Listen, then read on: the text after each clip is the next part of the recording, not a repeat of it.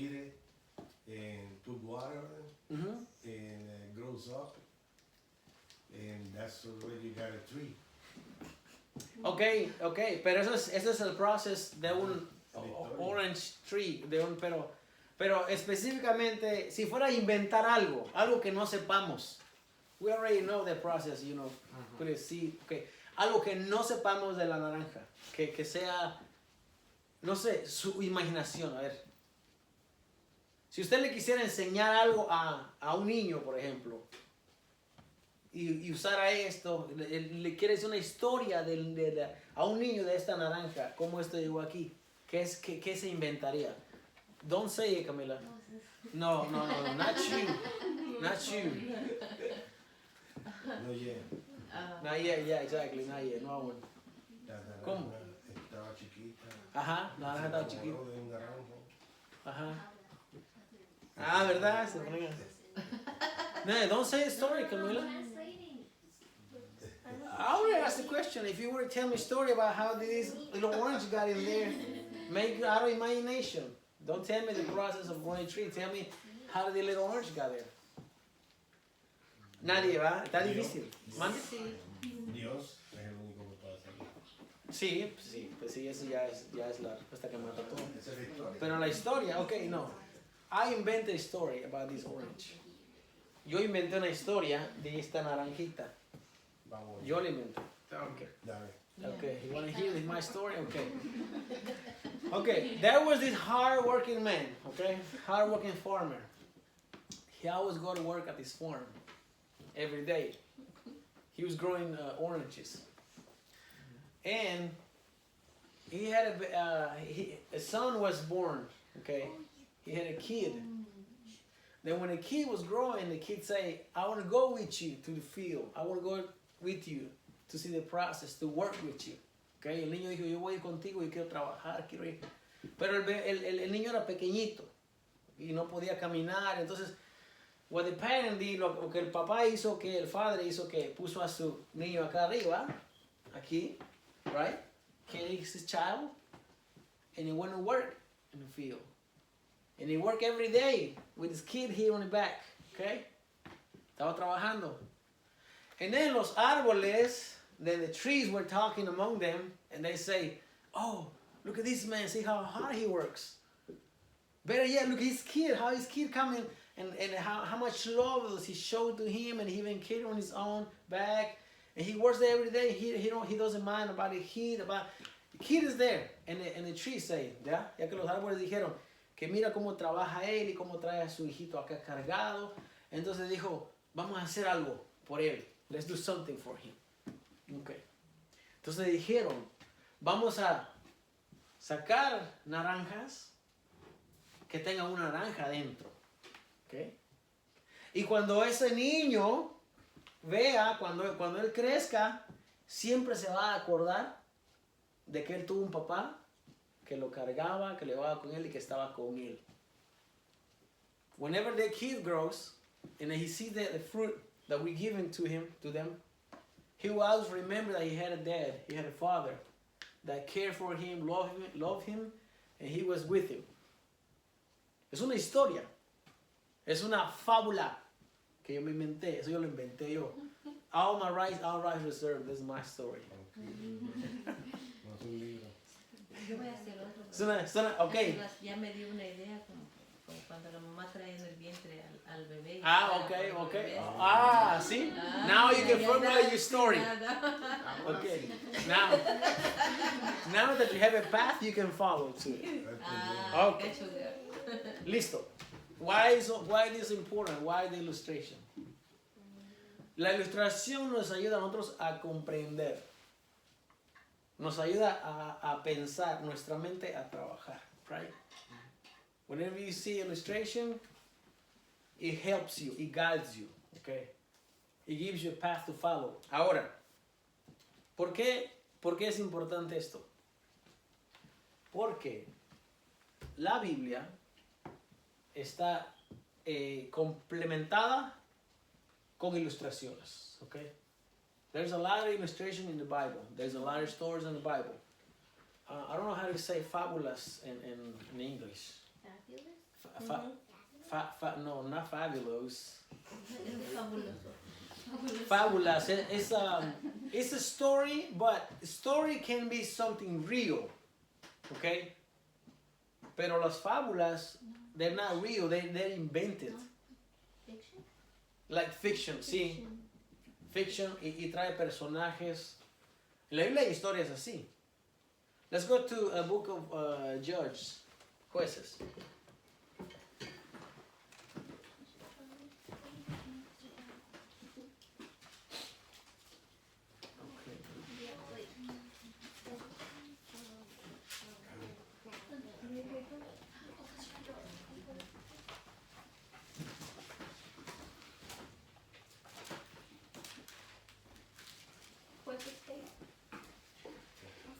Judges chapter 9.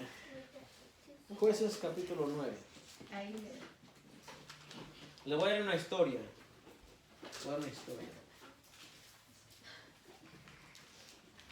I know you never remember, you never forget this message.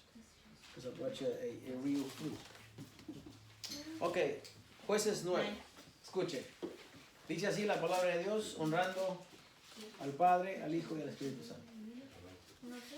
Abimelech, hijo de Jerobal, fue a Siquem, a los hermanos de su madre, y habló con ellos, y con toda la familia de la casa del padre de su madre, diciendo: Yo os ruego que digáis en oídos de todos los de Siquem, ¿qué os parece mejor? Que os gobiernen 70 hombres, todos los hijos de Jerobal, o que os gobierne un solo hombre. Acordaos que yo soy hueso vuestro y carne vuestra. Y hablaron por él los hermanos de su madre en oído de todos los de Siquem todas estas palabras. Y el corazón de ellos se inclinó a favor de Abimelech, porque decían: nuestro hermano es. Y le dieron 70 siclos de plata del templo de Baal Berit, con los cuales Abimelech alquiló hombres ociosos y vagabundos que le siguieron. Y vinieron a la casa de su padre en Ofra, y viniendo a la casa de su padre en Ofra, mató a sus hermanos, los hijos de Jerobal, 70 varones, sobre una misma piedra, pero quedó Jotán, el hijo menor de Jerobal, que se escondió. Entonces se juntaron todos los de Siquem con toda la casa de Milo, y fueron y eligieron a Abimelech por rey, cerca de la llanura del Pilar que estaba en Siquem. Cuando se lo dijeron a Jotam, fue y se puso en la cumbre del monte Gerizim, y alzando su voz clamó y les dijo: Oídme, varones de Siquem, y así os oiga Dios. Y aquí viene la historia, la fábula, perdón. Fueron una vez los árboles a elegir rey sobre sí, y dijeron al olivo: reina sobre nosotros. Mas el olivo respondió: he de dejar mi aceite, con el cual en mí se honra a Dios y a los hombres, para ir a ser grande sobre los árboles. Y dijeron los árboles a la higuera: anda tú, reina sobre nosotros. Y respondió la higuera: he de dejar mi dulzura y mi buen fruto para ir a ser grande sobre los árboles. Dijeron luego los árboles a la vid: pues ven tú, reina sobre nosotros. Y la vid le respondió: he de dejar mi mosto que alegra a Dios y a los hombres para ir a ser grande entre los árboles. Dijeron entonces todos los árboles a la zarza: anda tú, reina sobre nosotros. Y la zarza respondió a los árboles: si en verdad me elegís por rey sobre vosotros, venid, abrigaos bajo de mi sombra. Y si no, salga fuego de la zarza y devore a los cedros del Líbano. Muy bien, lo que acabamos de leer es una fábula. En la fábula hay componentes ficticios, ¿ok? ¿Cómo se dirá fábula en inglés de verdad? Mira cómo se dice. ¿Alguien tiene Siri en español? Sí. No. Así, pregúntele. ¿Cómo dice fábula en inglés? Calling Luis. Bueno, tal vez Luis sepa, hermano, ¿no? Llévela, Luis. Ok. Yo creo que usted, si se está dando cuenta, nosotros estamos estudiando. Amén. ¿Ok? Es de una manera amena, es de una manera relajada, libre, pero estamos estudiando. ¿Ok? El estudio de la palabra de Dios no tiene que ser algo así como rígido, como serio, como que no te tienes que mover. Usted puede aprender mientras usted toma un buen tiempo. De hecho, cuando Jesús enseñaba, Jesús no estaba así todo enojado y no, dependiendo de la situación. ¿Ok? Pero lo que nosotros estamos aprendiendo, entonces, si usted no sabe algo, no se preocupe. If you don't know the answer, do not worry about it. Because sometimes I don't even know. This, for instance, I don't even know how to say fábula en inglés. ¿Cómo se dice fábula en inglés? Es como un tale. Como un tale. Dead man tell no tales. No sé cómo un cuento puede ser. Un tale, una fábula. Pero lo que vemos en la fábula. Fictions. ¿Cómo? Fictions. Fictions. ¿Eso es una fábula? Okay. So in fictions, okay, we use elements. It could be, in this instance, we were reading about trees, los árboles. So similar to my fictions that I tell you about, the orange. Que los árboles hablan. Todo esto tiene un contexto, lo que hemos leído. Okay, está hablando de Gedeón. Gedeón, ¿no? Que está en el capítulo 7 de Jueces. Gedeón tuvo 71 hijos. Bastantes hijos. Casi nada. 71 hijos tuvo este Gedeón. También se le conoce como Jerobal, por eso tiene otro nombre. Entonces, en la historia, este hijo que tenía, lo tuvo en otra ciudad. Y cuando Gedeón murió, este hombre fue y dijo, voy a ir a convencer a mi gente para que me hagan rey a mí. Por eso les dije, ¿qué les parece? ¿Que les gobiernen 70 o que uno solo? Y ellos dijeron, tú, porque tú eres de nosotros, tú eres nuestro hermano. Y entonces este hombre con ese poder y autoridad fue y mató a todos sus hermanos, o medios hermanos, como lo entiende la gente, porque solo eran hermanos de padre. Los mató a todos. Y entonces cuando este hijo menor que se escapó se dio cuenta, él vino y les contó esta fábula. Le dice que una vez fueron a elegir, los árboles fueron a elegir rey. Es una historia de ficción, ¿ok? Hay un mensaje detrás de eso. There's a message right behind the story. Lo importante es el mensaje, ¿ok? ¿Cuál es el mensaje de la naranjita que yo les dije? ¿Cuál es la moraleja? ¿Cuál es el fin de la fábula que yo les dije? Ese que el hijo no se olvide que tuvo un padre que lo sostuvo, algo así. Exacto, que tuvo un padre amoroso que lo cuidaba, lo cargaba y estaba con él. Ese es el fin, ese es el propósito del mensaje. Los elementos que se utilizaron no son tan relativos, ¿ok? Lo que es importante es el mensaje que lleva. La Biblia. ¿Mande? Sacrificio. La Biblia, exactamente, porque ahí va a mirar todo lo que conllevó ya hacia esa historia. La Biblia tiene muchos ejemplos similares. Quien no entiende cómo acercarse a una historia, quien no sabe cómo acercarse al contenido de una historia, muchas veces no va a entender la Biblia. Muchas veces no lo va a entender. Y cometemos graves errores al no conocer la narración, al no conocer el por qué, cómo, cuándo, a quién. Esos son muy importantes conocer cuando uno se acerca a la Biblia. Por ejemplo, este pasaje que leímos de Jueces, yo ya conozco la historia, ¿ok? Pero usted no la conoce. Asumo que no la conoce.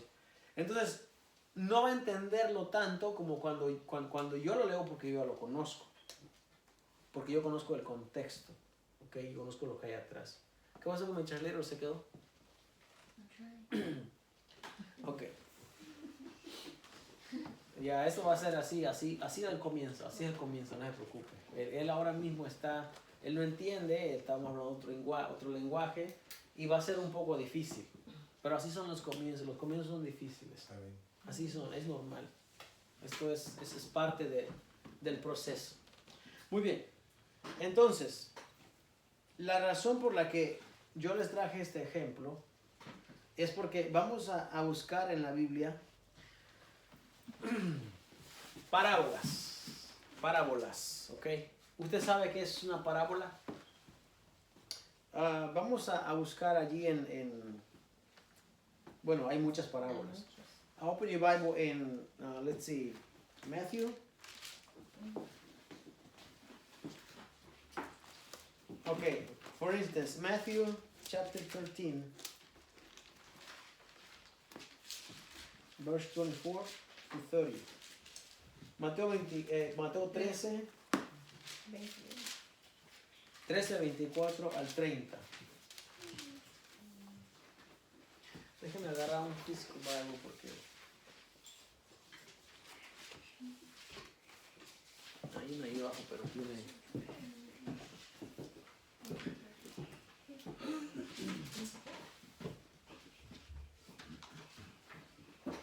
¿Ya tiene Mateo? 13:24, ¿no? 13:24. Mateo 13:24.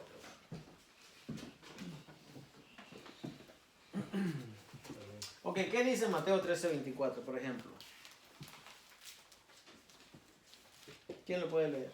En nombre del Padre, del Hijo y del Espíritu Santo, y se les refirió otra parábola diciendo: el reino de los cielos es semejante a un hombre que sembró buena semilla en su campo. Amén. Ok, muy bien ahí. Y con eso es suficiente. Le refirió otra parábola. Oh, voy a buscarlo acá. ¿Cómo se dice parábola? ¿Cómo se dice parábola en inglés, Camila?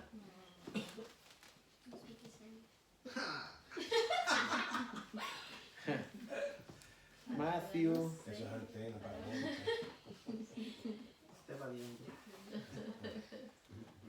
Ok, vamos a ver qué.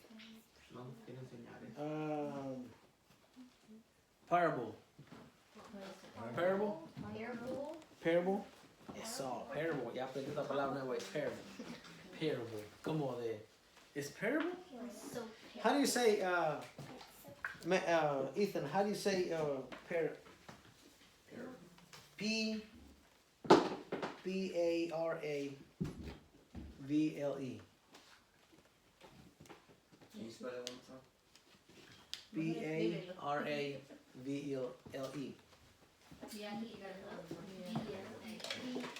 Parable? Ajá. Parable? Parable. Sí, he already knows the concept. Okay, bien. Suena bien. Yay, parable. Ok. Si usted se dio cuenta, el principio dice, le refirió otra parábola. ¿Cómo dice en inglés? Jesus told him another parable. The kingdom of heaven is like a man who sowed good seed in his field. ¿Por qué? Ahora, pregunta. Ask yourself a question. Why with most of the parables is related to fields, to seeds? ¿Por qué la mayoría de la parábola de Jesús es referente a campo, semilla, una persona obrera? ¿Por qué? ¿Se ha preguntado por qué? If Jesus were to tell us a story now, a parable, nowadays, what element would he use? Piense. Si Jesús le quisiera decir una parábola en estos días, ¿qué elemento utilizaría para que nosotros entendamos? Listo. ¿Mande? No. La construcción.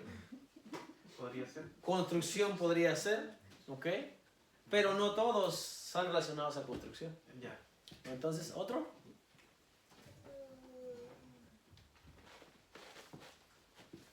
¿Nadie? Hay que comenzar a pensar, ¿eh? Anthony, ¿qué tú crees? Tecnología, ya. Tecnología. Tecnología es algo en lo que todos podemos entender. Hasta Nina puede entender. Que pueda abarcar. Abarca, exacto. Es amplio. La palabra nos concierne a todos, nos involucra a todos. Tecnología. Ahora, por esa razón Jesús utilizaba los elementos que miraba a su alrededor. Eso es lo que hace un maestro. That's what a rabbi does in the first century. He picked up an object or example and makes a parable out of it. Out of his own environment. Okay? Lo que está alrededor de él. Para que entienda. Ahora, hay un propósito. There's a purpose for it. Okay? If you only hear the story or the parable, but you don't pay attention to the details, you're going to lose the message. You're not going to get it. Porque puede ser very entertainment, puede ser muy entretenedor, pero si no pone atención al mensaje, se perdió, no va a haber oportunidad. ¿Usted se ha preguntado cuántas parábolas dijo Jesús? Have you ever asked question how many parables did Jesus mention? ¿Mande? Sí, pero más o menos. ¿Más o menos? Aquí nomás hay como 10. Como 20. No, No, 1,000,000 tampoco. ¿Cuántas más o menos? Yo no las he contado para hacer. Sí. ¿100?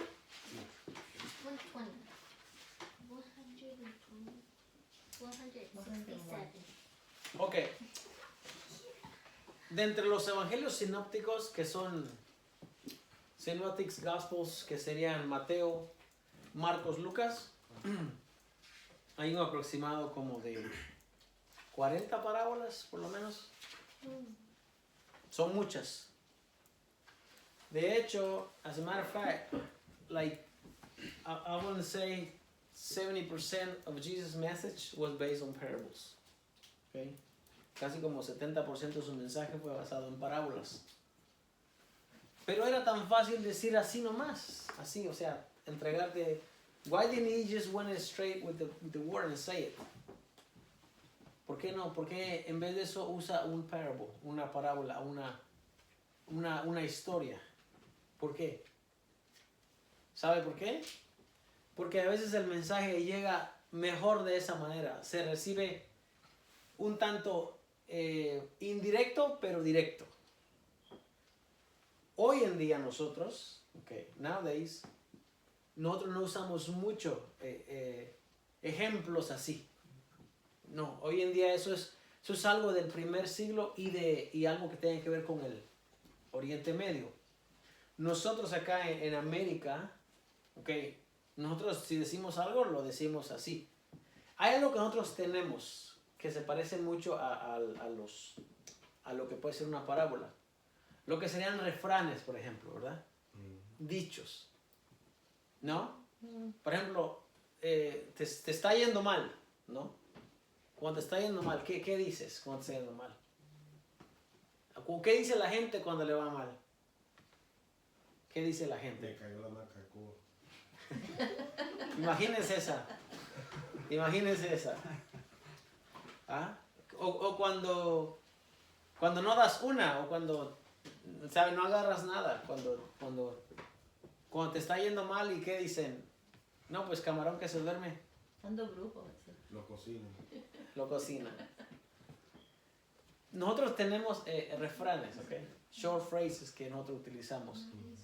Y casi mucho de nuestra vida tiene que ver con refranes. Ahora, hay unos refranes buenos y hay unos malos. Hay unos refranes que no se deben de decir.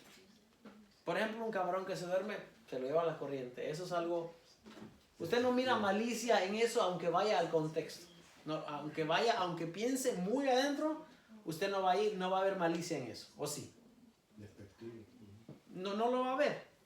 Pero hay unos refranes que cuando usted los dice, sí tienen un contexto humano. Y esos no se deben de decir. Entonces, nosotros tenemos refranes, nosotros no tenemos parábolas.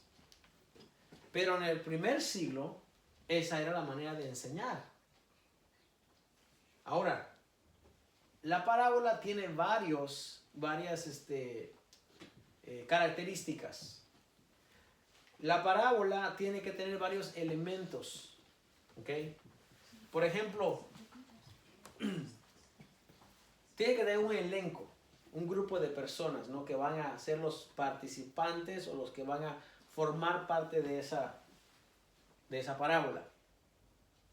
Tiene que tener una trama o una historia que va a estar dentro de esa parábola. Tiene que tener, déjame ver, algo que se llama... ¿Dónde está mi borrador? ¿Alguien lo vio? Nadie vio mi borrador. Ok, vamos a enumerarlas para que usted lo vea. ¿Alguien busca mi borrador, por favor? Creo que está ahí. Javier, No tenemos- el borrador. ¿No está el borrador allá? ¿No? No está ahí detrás de los lápices. Allí.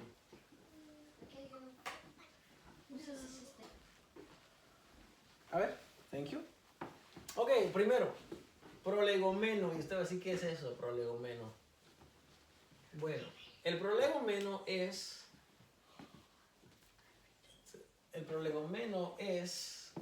la palabra que dice, hermano Carlos, lea por favor otra vez la Mateo, cuando dice, Mateo 24. Le refirió otra parábola diciendo: el reino de los cielos es semejante a un hombre. ahí. El prolegomeno es esta palabra, a.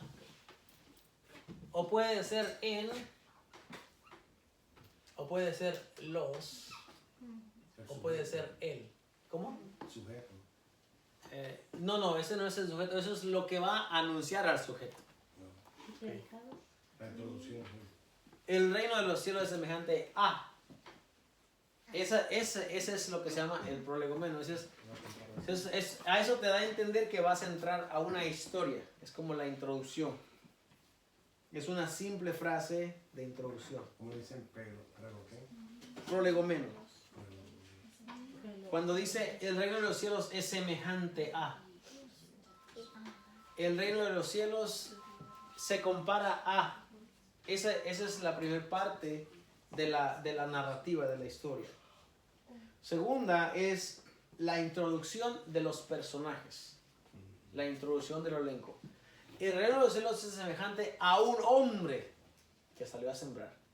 Allí está el personaje. ¿Ok? Un hombre tenía 2 hijos. Ahí está el personaje. Ahí está el elenco. Y usted dirá, ¿para qué necesito saber eso yo? Necesita conocerlo. Necesita saberlo. Porque si no se entiende eso, no vamos a poder entender lo que sigue, que es muy importante. La trama, la historia, puede ser algo que haya pasado, real. Puede ser algo ficticio. Pero es la historia donde hay un drama que se va a desenvolver. Por ejemplo, ¿se acuerdan de la parábola del hijo pródigo? ¿Qué aprendemos? What do we know about the prodigal son? ¿Qué sabemos nosotros? ¿Cuál es el fin de la historia? ¿Alguien me dice? Por favor. ¿Cuál es el fin de la historia del hijo pródigo? Regresó a casa. Regresó a casa. ¿Qué más? Como se le acabó todo. Ok, muy bien. Lo que aprendemos de ahí es que le das todo al hijo y va y se lo gasta, ¿va? Sí. ¿Es todo? Queríamos. ¿Quería más? Ok, ¿qué más? Cuando Jesús le dice, cuando nosotros le contamos la historia a una persona de este siglo, de este tiempo, esa es la conclusión que va a sacar. Esa conclusión vamos a sacar. Pero miremos nosotros la historia contada en el primer siglo. Para una audiencia que está acostumbrada a escuchar parábolas y a sacar una conclusión, no va a llegar a esa conclusión, va a llegar a otra conclusión. ¿Alguien sabe dónde está la parábola del hijo pródigo? Me parece que está en Lucas. Let's go to Luke.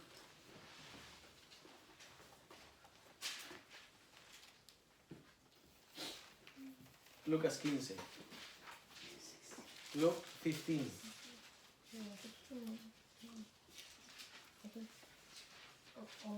Ok, vamos a leer esta parábola. Este mes vamos a estar hablando de parábolas, así que con calma, ok. Vamos a aprender. 15:11. Dice, también dijo, ahí está el prolegomeno. Un hombre tenía 2 hijos, ese es el elenco. El menor de ellos dijo a su padre, y ahí empieza la trama, ahí empieza. Padre, dame la parte de los bienes que me corresponde. Y les repartió los bienes. Ok. Acá mismo sabemos que no es algo literal. Ok. Porque ¿cuándo se heredan los bienes? Hasta que el papá muere. Cuando el papá muere. Si alguien lo quiere tomar literal, no va a poner atención a la historia. Porque lo primero que va a decir, eso no es posible. Eso no es posible. Porque la herencia se entrega cuando la persona muere. Entonces el hijo no puede venir a pedir la herencia. Tu historia no va y se cerró. No, pero como la audiencia entiende que es una historia, que es una parábola, pone más atención. Entonces mire, dice, no muchos días después, juntándolo todo, el hijo menor se fue lejos a una provincia apartada y allí desperdició sus bienes viviendo perdidamente.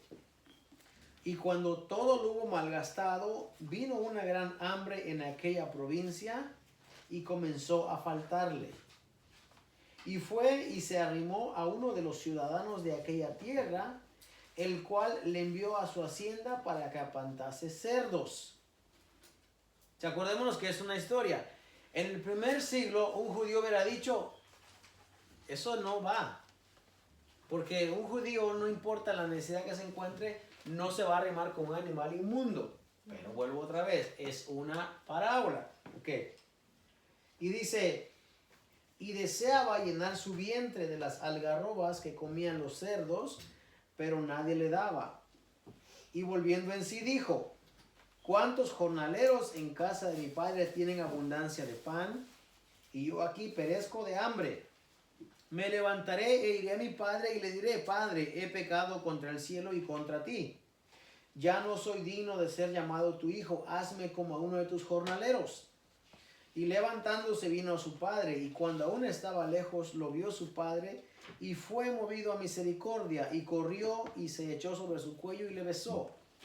Y el hijo le dijo, Padre, he pecado contra el cielo y contra ti, y ya no soy digno de ser llamado tu hijo. Pero el padre dijo a sus siervos, sacad el mejor vestido y vestidle, y poned el anillo en su mano y calzado en sus pies, y traed el becerro gordo y matadlo, y comamos y hagamos fiesta. Porque mi hijo muerto era y ha revivido, se había perdido y es hallado, y comenzaron a regocijarse. Y su hijo mayor estaba en el campo, y cuando vino y llegó cerca de la casa, oyó la música y las danzas. Y llamando a uno de los criados le preguntó qué era aquello. Él le dijo, tu hermano ha venido y tu padre ha hecho matar al becerro gordo por haberle recibido bueno y sano. Entonces se enojó y no quería entrar. Salió por tanto su padre y le rogaba que entrase. Mas él respondiendo dijo al padre, he aquí tantos años te sirvo, no habiéndote desobedecido jamás. Y nunca me has dado ni un cabrito para gozarme con mis amigos. Pero cuando vino tu hijo, que ha consumido tus bienes con rameras, has hecho matar para él el becerro gordo. Él entonces le dijo, hijo, tú siempre estás conmigo y todas mis cosas son tuyas. Mas era necesario hacer fiesta y regocijarnos, porque tu hermano era muerto y ha revivido. Se había perdido y es hallado. Ok. En el contexto en el que Jesús dice esta parábola, el motivo de la parábola no es para enseñar el mensaje que nos han dicho a nosotros. Al que no le cuesta, lo hace fiesta, ¿no? No le costó y vino y se lo derrochó. Eso es lo que nosotros entendemos hoy en día.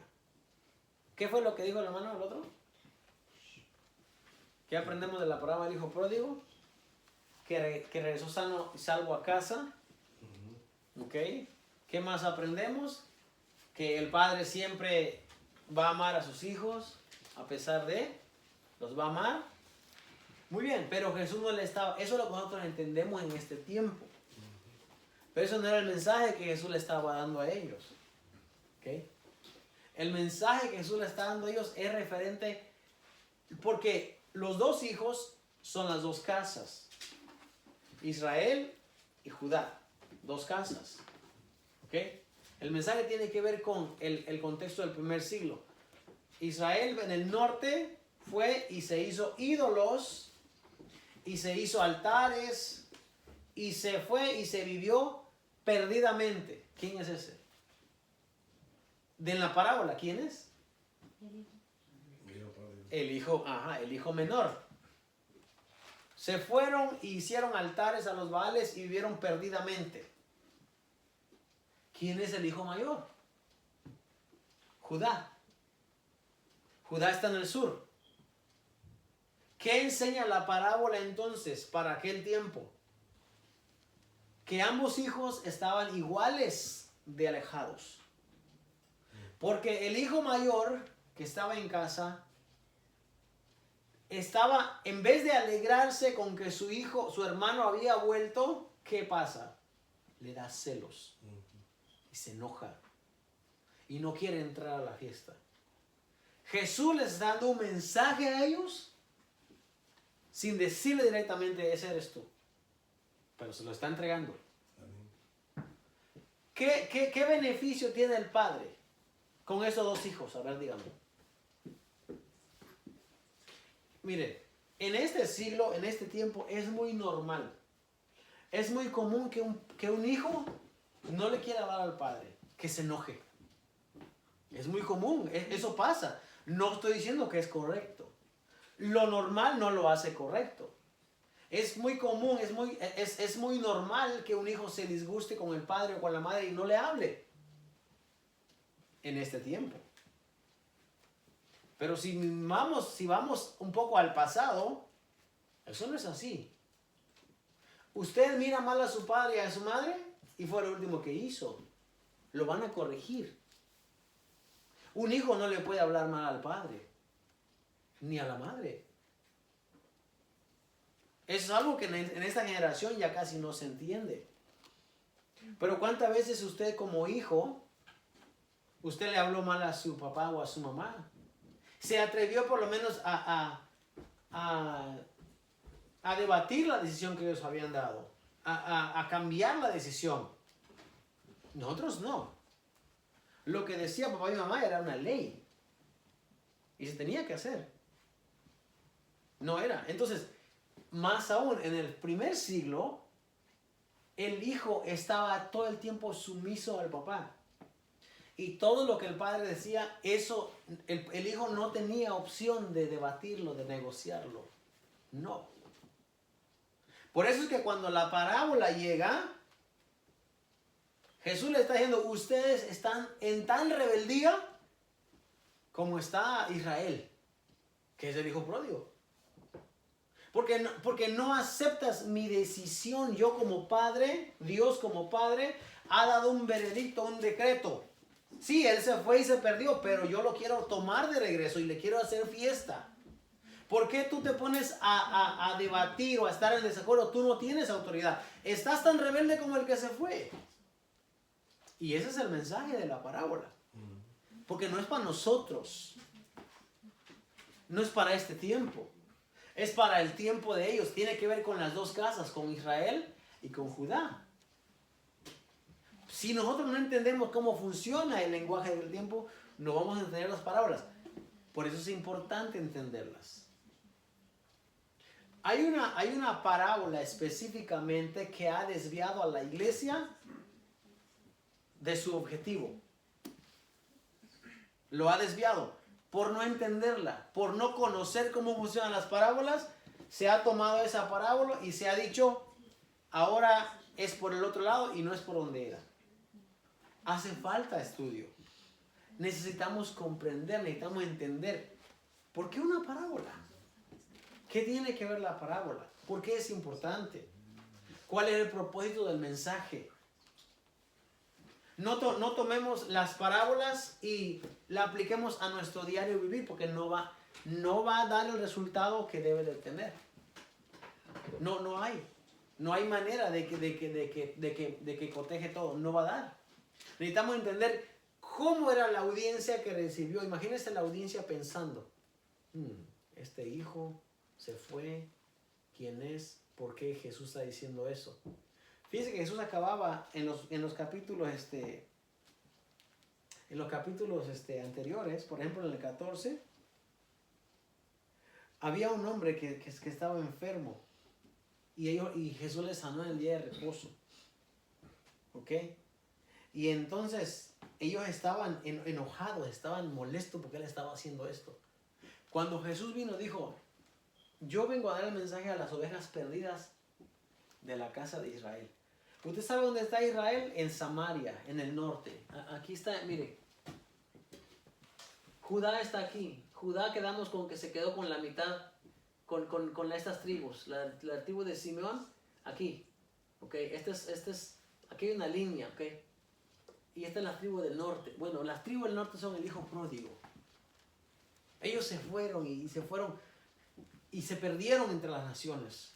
Por eso en Juan 4, la mujer samaritana le dice, nuestros padres dicen que debemos adorar en este monte. Ustedes dicen que en Jerusalén. ¿Dónde es? Ellos no sabían, no tenían identidad. Estaban perdidos, como el hijo pródigo. Entonces Jesús viene, trae el mensaje, y la casa de Israel, en vez de aceptar, de regocijarse, de estar contentos porque está bueno su hermano, no, están celosos. Tienen envidia, no quieren que regrese. Jesús le dijo, yo he sido enviado a las ovejas perdidas de la casa de Israel. Y eso solamente como ejemplo, una parábola. Nos lleva a nosotros a tomar una decisión y a entender. Y hay otras parábolas, pero hay una específicamente que tiene que ver con la condición de la iglesia en estos días. Vamos a leer Romanos, por favor. Ya casi se va el tiempo. 10 minutos más. Vamos a leer Romanos, por favor. 11.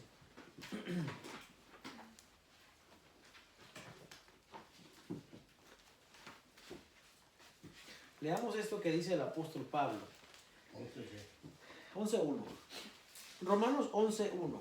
El apóstol Pablo, el apóstol a quien se le ha, el apóstol de los gentiles, a quien se le dio la encomienda de los gentiles, ¿ok? Gentiles, los gentiles, ¿no?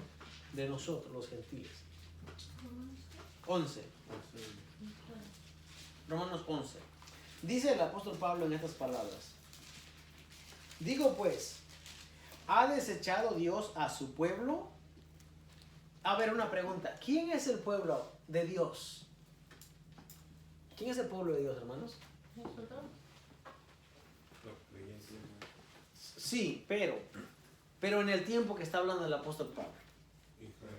Israel. Muy bien. Ese es el pueblo de Dios. No lo tomemos como hace mucha gente hoy en día y lo latiniza, lo trae a este siglo. Somos nosotros. No, permítanme. Vamos a entender a quién le está hablando el apóstol Pablo. ¿Quién es la audiencia a la cual va la carta del apóstol Pablo? Los romanos. ¿Los romanos qué son? Había algunos judíos en los romanos, pero en su mayoría eran gentiles, gentiles. No eran lo que se conoce como el pueblo de Dios. Y el apóstol Pablo hace esta pregunta. Y dice, ¿ha desechado Dios a su pueblo? Y él mismo contesta, en ninguna manera. Bueno, entonces eso debería ser suficiente evidencia para nosotros decir hoy en día que Dios no ha desechado a su pueblo, que Dios no ha desechado a Israel. Entonces dice, en ninguna manera, porque también yo soy israelita. ¿Ok? También yo soy. Entonces no ha desechado Dios a su pueblo, porque también yo soy, dice el apóstol Pablo. Es más, dice, de la descendencia de Abraham, de la tribu de Benjamín. Ese soy yo. Benjamín es el hijo de la mano derecha, el Benoni, el que nació cuando el hermano de José, cuando murió Raquel. El último. El hijo de mi derecha, el último. El hijo de mi tristeza también. Ese es Benjamín. de la tribu más pequeña, de ahí viene el apóstol Pablo. Del más pequeño, quizás no porque el territorio era el más pequeño, sino porque el estatus se da de acuerdo a la edad de los hijos. Y el más pequeño es el último. Por eso en el mapa usted mira que es más grande que la tribu de Zabulón. Pero no quiere... El orden se da no por el tamaño de la tierra, sino por el tamaño, o sea, el número de hijos. El último, Benjamín. Yo también vengo de ahí, dice. Entonces Dios no ha desechado a su pueblo. No ha desechado Dios a su pueblo, el cual desde antes conoció. Y cuando dice de antes, está sentando el presente, que es antes que llegaran ustedes. Dios lo conoció desde antes que ustedes. Y dice, ¿o no sabéis qué dice de Elías la Escritura? ¿Cómo invoca a Dios contra Israel diciendo, Señor, a tus profetas han dado muerte, y tus altares han derribado, y solo yo he quedado y procuran matarme? Ahora, el apóstol Pablo está trayendo en estos momentos una escritura que se encuentra en el libro de Primera de Reyes. Cuando Elías pensaba que él estaba solo y que ya no había nadie que siguiera al remanente, que ya no había. Y entonces Elías dice al Señor, Señor, me he quedado solo. Han dado muerte a tus profetas. Cuando él huye. Y Dios le dice, no. Me he reservado 7,000 hombres que no han doblado su rodilla, ¿vale? Entonces no estás solo. Entonces el apóstol Pablo está trayendo este pasaje de Primera de Reyes y lo está comparando y dice, así en este tiempo, va a seguir diciendo. ¿Qué dice el verso que sigue? Así en este tiempo, dice, ¿no? Pero ¿qué le dice la divina respuesta? Verso 4. Me he reservado 7,000 hombres que no han doblado la rodilla delante de Baal. Así también, aún en este tiempo, ha quedado un remanente escogido por gracia. Quedémonos con ese pensamiento nosotros.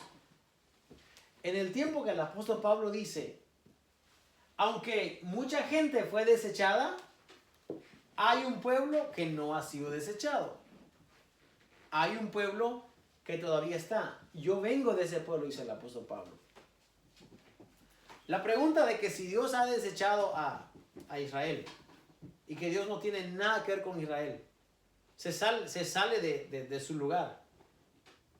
Esa pregunta ya no tiene validez.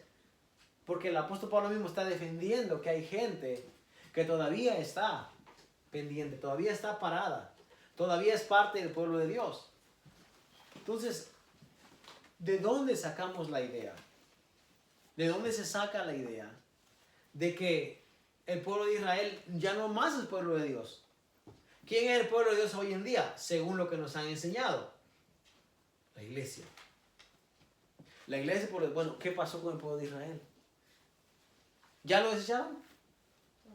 ¿No tiene nada que ver con Dios ya no más? Eso es mentira. Vamos a leer para terminar. Vamos a leer esta. Y terminamos. Ok. Dice, y si por gracia, ya no es por obras. De otra manera, la gracia ya no es gracia. Y si por obras, ya no es gracia. De otra manera, la obra ya no es obra. Pero pues, ¿qué pues? Lo que buscaba Israel no lo ha alcanzado. Pero los escogidos sí lo han alcanzado. Y los demás fueron endurecidos. Como está escrito, Dios le dio espíritu de estupor, ojos con que no vean y oídos con que no oigan hasta el día de hoy. Y David dice, se ha vuelto su convite en trampa y en red, en tropezadero y en retribución. Se han oscurecido sus ojos para que no vean y agóbiale la espalda para siempre. Digo pues, ¿han tropezado los de Israel para que cayesen? En ninguna manera. Pero por su transgresión vino la salvación a los gentiles para provocarles a celos. Si su transgresión es la riqueza del mundo y su defección la riqueza de los gentiles, ¿cuánto más su plena restauración? Porque a vosotros hablo gentiles, por cuanto soy apóstol a los gentiles, honro mi ministerio. Pero si en alguna manera pueda provocar a celos a los de mi sangre y hacer salvos a alguno de ellos. Porque si su exclusión es la reconciliación del mundo, ¿qué será su admisión sino vida entre los muertos? Si las primicias son santas, también lo es la masa restante. Y si la raíz es santa, también lo son las ramas. Pues si algunas de las ramas fueron desgajadas, y tú, siendo olivo silvestre, has sido injertado en lugar de ellas, y has sido hecho participante de la raíz y de la rica savia del olivo, no te jactes contra las ramas. Y si te jactas, sabe que no sustentas tú a la raíz, sino la raíz a ti. Pues las ramas, dirás, fueron desgajadas para que yo fuese injertado. Bien, por su incredulidad fueron desgajadas, pero tú por la fe estás en pie. No te ensoberbezcas, sino teme. Porque si Dios no perdonó las ramas naturales, a ti tampoco te perdonará. Muy bien. Y este ejemplo creo que nosotros lo podemos entender clarísimo. El apóstol Pablo está haciendo aquí, y yo no soy muy bueno para dibujar, ¿verdad? Usted ya me conoce ya cómo soy yo para dibujar. Lo sabemos. Lo sabe aquí. Mire aquí. Esta semana estuvimos cortando unos arbolitos con los hermanos y ellos saben que subirse a un árbol es cosa seria, ¿verdad? Bueno, el apóstol Pablo está aquí, está hablando, aunque lo que él utiliza como ejemplo es una vid, una mata que da uvas. Y el apóstol Pablo dice, esta es la raíz y este es el tallo. La savia es lo que corre por aquí, ¿verdad? Lo que viene de la tierra y llega a las ramas y sucesivamente a los frutos, ¿ok? Dice el apóstol Pablo, algunas ramas, dice, ¿no? Que más bien debe haber sido como así. Algunas ramas, dice él, fueron desgajadas, dice, fueron quitadas de su lugar. Y en lugar de ellas fuiste injertado tú, dice el apóstol Pablo. ¿Qué pasa? Que si aquí hay otro árbol y este es un árbol silvestre, que el silvestre es el que sale solo, el que no lo plantas. Como tenemos en nuestros países, a veces tenemos calabaza silvestre o Nescafé, ¿no? Silvestre, que no se plantó, salió allí. El que llegó sin invitación, exactamente, salió solito ahí. Ese no es igual al que tú cultivas. El que tú cultivas es diferente. Bueno, en algunos casos, ese cultivo silvestre puede ser dañino. Por ejemplo, las calabacitas de monte que decimos, son bien amargas, esas no son para comer, no se come. Bueno, el apóstol Pablo dice, así eras tú, dice. Tú eras un silvestre. Y dice, fuiste injertado en alguna de estas ramas, dice. Algunas ramas, dice, fueron quitadas por su incredulidad. Y tú veniste a ser parte del olivo natural. Ahora tu olivo, tu fruto ya no va a ser amargo, ya no va a ser insípido, va a ser agradable. Porque dice, estás agarrándote de la rama, de la cepa, de la raíz. Dice, no eres tú el que sustentas a la raíz. Dice, ¿quién es la raíz? Eso necesitamos entender. Porque si no entendemos, entonces vamos a pensar que somos, como dicen hoy en día, somos los elegidos. Pero hay más de eso en la historia. La historia es más profunda, es más grande. Hay que entenderla, hay que estudiar. Porque si no estudiamos, la mayoría de personas hoy en día no estudia. La verdad. Hablando por nuestra cultura no es como los europeos. Y eso no lo hace mejores a ellos como personas. Pero sí lo hace mejor en algunas áreas que son mejores que nosotros. Ellos estudian, ellos leen libros. La cultura de ellos es educarse. Nosotros por otro lado no. Nosotros no nos enseñaron, nosotros no tuvimos los recursos para estudiar muchas veces. Nosotros teníamos que trabajar. Nosotros desde pequeños no nos enseñaron que hay que estudiar, no tanto. Cuando venimos al camino de Dios, nosotros tenemos que aprender. Tenemos que cambiar nuestra mentalidad de que traíamos y conocer. Por eso al principio dije, Nosotros estamos aquí para que usted crezca, para enseñarle. Pero usted también tiene que poner su parte. Cuando usted va a la escuela, usted lleva su cuaderno, lleva su lápiz, lleva sus notas. Y usted, cuando usted se ha comprobado que cuando usted escribe las cosas, tiene una capacidad de retención mayor que cuando solamente las escucha. Se les puede olvidar, se nos va a olvidar. Si lo anotamos, si lo repasamos, tenemos más posibilidad de aprender. El pueblo de Dios debe de aprender. ¿Por qué? Oseas 4:6 dice, mi pueblo pereció porque le faltó conocimiento. Conocimiento de mi ley, de mi palabra, de lo que yo di. Eso está diciendo Dios. Es importante estudiar. Yo no podemos ser una generación que se deja llevar por lo que le dijeron. Me dijeron así y así yo lo sigo. No, ya no. Esta generación, especialmente la generación de hoy en día, es una generación muy analítica, piensa mucho y se da cuenta. La gente ya no le puede engañar, o alguien lo puede engañar aquí. ¿Alguien le puede decir que la luna es de queso? Ya no. Ya la gente piensa, oye, espérate, no puede ser así. La generación de hoy en día es muy despierta. Sí, se saben mucho. Pregúntenle, no los engañan. Entonces, si somos así para otras cosas, seamos así también con el estudio de la palabra de Dios. Pregunte, cuando se escuche un predicador, pregunte. ¿Qué está diciendo ese predicador? ¿Es bíblico? ¿Es correcto? ¿Es verdad? ¿Cuál es el propósito de enseñar? Porque todos tenemos un propósito de enseñar. Yo tengo un propósito. El propósito es la meta de que usted crezca, que usted aprenda. Para que usted vaya y enseñe a otro. Ese es el plan. No quiero enseñarle yo para enseñarle mi creencia o mi concepto para manipularlo y entonces se lo agarra a usted. No, usted no me pertenece, usted le pertenece a Dios. Su vida le pertenece a Dios, su servicio le pertenece a Dios. Haga lo que pueda por sus hermanos aquí, pero principalmente su vida es una vida que debe estar al servicio de Dios, no al servicio mío. No. Entonces, necesitamos nosotros aprender. ¿Ok? Necesitamos moldear nuestra vida para que aprenda. ¿Usted se habrá dado cuenta? Persista, continúe y se va a dar cuenta. Pero no solamente haga eso, sino ponga en práctica.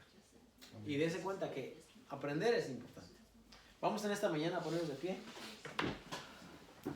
y a dar gracias a Dios, a orar por nuestras familias, por nuestros proyectos. Gracias a Dios tenemos avance ya mejor allá en el edificio y si Dios permite pronto vamos a estar ahí. Rogamos realmente sus oraciones por los hermanos que están pasando por procesos de enfermedad, por tribulaciones. Oremos también por la vida de Ethan, que nos acompañó esta mañana. Él también necesita apoyo como lo necesitamos todos y esperamos ser de utilidad también para él. Amén. Bueno, Carlos, mejor dirija la oración en esta mañana. Padre, en esta hora te damos gracias por esta palabra.